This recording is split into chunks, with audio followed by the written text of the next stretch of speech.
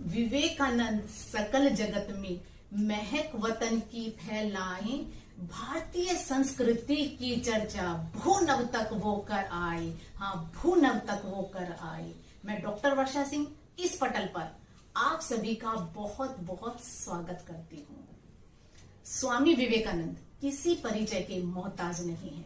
मात्र 39 साल में वो ऐसा क्या कर गए कि विश्व का बच्चा बच्चा उनका दीवाना बन गया और युवा पीढ़ी के तो वो प्रेरणा स्रोत रहे। कौन सी ऐसी बात उनके साथ चलती रही जिसने उन्हें नरेंद्र से स्वामी विवेकानंद बनाया? वो थी कि उन्होंने सदैव व्यक्तिगत जीवन से ऊपर समाज के कल्याण की बात सोची और देश की संस्कृति का डंका 7 समुंदर पार इतने जोर शोर से बजाया कि विश्व ने दांतों तले उंगलियां दबा ली। एक 30 वर्षीय युवक शिकागो में होने वाले धर्म सम्मेलन के मंच पर जाकर जब संपूर्ण जगत को भाई बहन कहकर संबोधित करता है तो सब सोचने पर मजबूर हो गए कि पूरा विश्व भाई बहन कैसे हो सकता है। तब उन्होंने बताया ये हमारी भारतीय परंपरा है, वसुधैव कुटुंबकम, जिसके अनुसार पूरा विश्व एक है, एक परिवार है। उन्होंने भारतीय संस्कृति के झंडे जो 128 साल पहले गाड़े थे, पूरा विश्व आज भी भारतीय संस्कृति के सामने नतमस्तक है। इस वक्तव्य को यहाँ पर बताने का तात्पर्य सिर्फ इतना है कि कम उम्र में बड़ा काम कर जाओ, देश हित के नाम कर जाओ तो युगों युगों तक आप जीवित रहेंगे। और मैंने तो एक मुक्तक लिखा भी है, देखिएगा।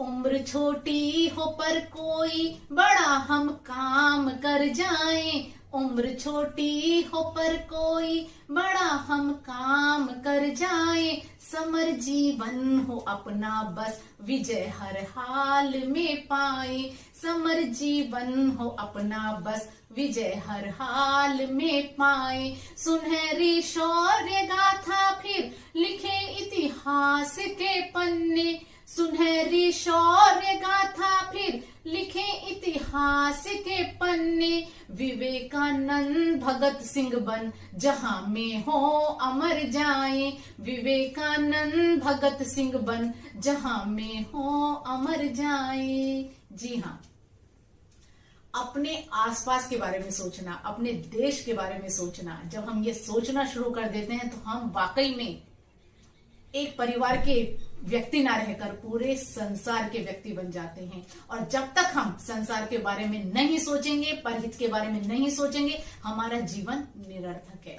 और सबसे बड़ी बात यह है कि देश सेवा केवल सीमा पर जाकर ही नहीं की जाती है, आप सीमाओं के भीतर रहकर भी देश की सेवा कर सकते हैं। सबसे पहले अपनी संस्कृति पर गर्व करना आना चाहिए, अपने पहनावे पर, अपने रंग रूप पर, अपनी परंपराएं इस आपाधापी में बिसराए नहीं।